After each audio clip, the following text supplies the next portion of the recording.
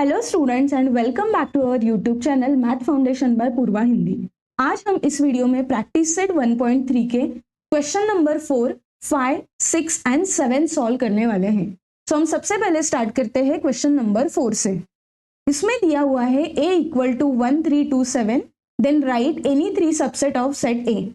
सो हमें पता है सबसेट क्या होता है, किसी भी सेट का छोटा पार्ट, उसको बोलते हैं हम सबसेट। हमें इसमें 3 सबसेट लिखने हैं। हम स्टार्ट करेंगे फर्स्ट सबसेट जिसका नाम है x। इसमें जो भी एलिमेंट्स होंगे वो सेट a में होने चाहिए। सो हमने 1 एंड 3 लिखा, ये दोनों भी एलिमेंट्स सेट a में है। Yes, so x is a subset of a। तो बेसिकली हम क्या क्रिएट कर रहे हैं, सेट a के छोटे छोटे बच्चे क्रिएट कर रहे हैं हम। सो हम नेक्स्ट लिखेंगे y, इसमें एलिमेंट्स डालेंगे 2 एंड 7। नेक्स्ट होगा सेट z एंड इसमें एलिमेंट्स हो गए 1, 3 एंड 2। आप अपने हिसाब से और सबसेट क्रिएट कर सकते हो। क्वेश्चन में 3 सबसेट बोला था, इसीलिए मैंने यहाँ पे 3 सबसेट क्रिएट किए हैं। सो इस वे से क्वेश्चन नंबर 4 सॉल्व हुआ है। Now will see question number 5। Write the subset relation between set. So हमें कुछ स्टेटमेंट दिए हैं, उसमें हमें अगेन सबसेट ढूंढने हैं। एंड सेकेंड उसमें क्वेश्चन पूछा है Which set can be universal set for the above set? So हमें इसमें ये भी ढूंढना है कि यूनिवर्सल सेट कौन सा हो सकता है। सो हम स्टार्ट करेंगे, सबसे पहले जो भी हमें स्टेटमेंट दिए थे क्वेश्चन में वो हमने स्क्रीन पे लिख लिए। अब हम एक एक करके ये स्टेटमेंट पढ़ेंगे और सोचेंगे कि इसमें क्या दिया हुआ है। सबसे पहले स्टेटमेंट है P is the set of all residents in Pune. Second है M is the set of all residents in Madhya Pradesh. I is the set of all residents in Indore, B is the set of all residents in India and H is the set of all residents in Maharashtra. So सारे statement पढ़ने के बाद हमें क्या समझा कि cities के नाम दिए हुए हैं एंड उसके रिगार्डिंग सेट क्रिएट करना है। तो हम सबसे पहले एक वेन डायग्राम क्रिएट करेंगे। सो सारे स्टेटमेंट देखने के बाद हमें ये पता चलता है कि सबसे बड़ा क्या है इसमें, इंडिया। सो वो आ गया यूनिवर्सल सेट। अब इंडिया के अंदर क्या आएगा, 2 स्टेट है, एक तो मध्य प्रदेश स्टेट है एंड दूसरा स्टेट दिया है महाराष्ट्र। तो ये हमने दोनों अलग अलग सेट बना लिए। मध्य प्रदेश के अंदर कौन सा सिटी आता है, इंदौर, जो आई सेट से डिनोट होता है। एंड महाराष्ट्र के अंदर आता है Pune city. So this is how based on given statement we have created Venn diagram. अब वेन डायग्राम अगर हमें पता है तो जो क्वेश्चन में पूछा था कि right the subset relation between sets, वो हम इजीली ढूंढ सकते हैं। कैसे? अभी वेन डायग्राम से हमें पता है कि जिसके भी पेट में छोटा सेट होगा वो उसका सबसेट है। For example M, Madhya Pradesh के पेट में क्या है, I, so I is a subset of M। Same H के पेट में P है, सो H is a subset of P is a subset of H। हमने उल्टा लिख दिया। सो हम यहां पे लिखेंगे कि P जो पुणे है वो महाराष्ट्र का सबसेट है। अब M किसके पेट में है, B के पेट में है। सो हम लिखेंगे कि M is a subset of B। Same I किसके पेट में है, H किसके पेट में है, B के।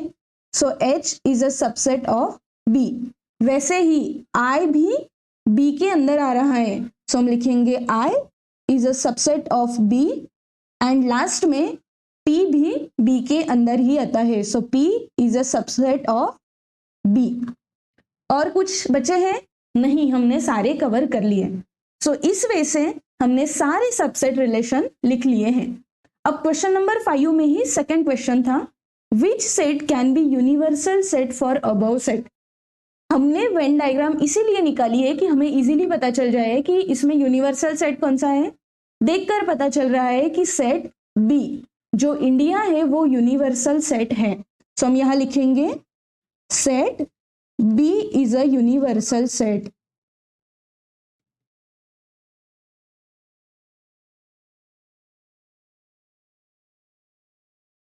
तो इस वजह से क्वेश्चन नंबर 5 हमने सॉल्व किया है।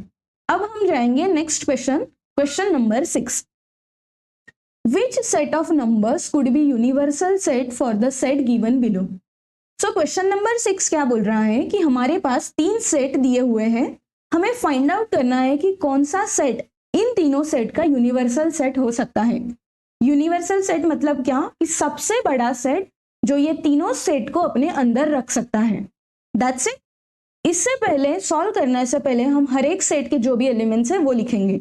सेट ए क्या है, set of multiplies of 5। So set ए में आ जाएंगे नंबर्स जो 5 के मल्टीप्लाई है। सो 5 1 जा 5, 5 2 जा 10, 5 3 जा 15 and so on. Set B में बोला है set of multiplies of 7। So B में आ जाएंगे 7 के मल्टीप्लाइज, 7 1 जा 7, 7 2 जा 14, 7 3 जा 21। सो ये सारे आ गए। सेट सी में बोला है मल्टीप्लाइज ऑफ 12। सो 12, 24, 36 ये सारे नंबर्स सेट सी में आ गए। अब आपको सोचना है कि जो हमने नंबर देखे थे, सेट ऑफ नंबर्स हमने फर्स्ट वीडियो में देखे थे, जैसे नेचुरल नंबर हो गया, होल नंबर हो गए, ये सारे कौन से सेट यूनिवर्सल सेट हो सकते हैं। सो नेचुरल नंबर क्या है, 1 से लेकर सारे नंबर्स। सो आप देखो नेचुरल नंबर में ये सारे नंबर आ सकते हैं, यस, क्योंकि ये सारे 1 के आगे ही हैं। सो सबसे पहले तो हो गया कि n यूनिवर्सल सेट बन सकता है। दूसरा सेट है होल नंबर। होल नंबर में क्या था, 0 से आगे होने चाहिए। सो अगेन सेट ए में बी एंड सी में सारे नंबर 0 के आगे हैं। तीसरा सेट हमने देखा था i, which is integer numbers. Integer number क्या था कि जो पॉजिटिव नंबर्स भी होते हैं एंड निगेटिव नंबर्स भी होते हैं। सो ABC के सारे नंबर्स I सेट में भी प्रेजेंट है। सो हम ये बोल सकते हैं कि N, W, I any of this sets are universal set. इतना सिंपल ये क्वेश्चन था। सेम क्वेश्चन नंबर 6 का सेकंड क्वेश्चन दिया हुआ है जिसमें set P and set T है। हमें एग्जैक्टली वही फाइंड आउट करना है कि यूनिवर्सल सेट कौन से होंगे। सो हम सबसे पहले क्या करते हैं, एलिमेंट्स लिखेंगे। सो सेट P दिया हुआ है set of integers which are multiplies of 5। So P में आएंगे सारे इंटीजर्स जो 4 के मल्टीप्लाई है, लाइक 4, 8, 16, -4, -8, -16। क्यों, क्योंकि इंटीजर बोला है इसीलिए माइनस नंबर भी इसमें ऐड होंगे। सेट T में बोला हुआ है set of all even square numbers. जो भी इवन नंबर है उसके स्क्वायर्स हमें ढूंढने हैं, लाइक 1 स्क्वायर 1 होता है बट वो इवन नहीं है, 2 का स्क्वायर होता है 4 विच इज इवन, 3 का स्क्वायर 9 है बट अगेन वो इवन नहीं है, 4 का स्क्वायर है 8, देन 5 का स्क्वायर नहीं आ सकता है, 6 का स्क्वायर 36 है एंड सो ऑन। सो हमने set P and set T के नंबर्स लिख लिए। अब हमें ढूंढना है कि यूनिवर्सल सेट कौन से हो सकते हैं। सबसे पहले हम देखेंगे n से, जो नेचुरल नंबर है।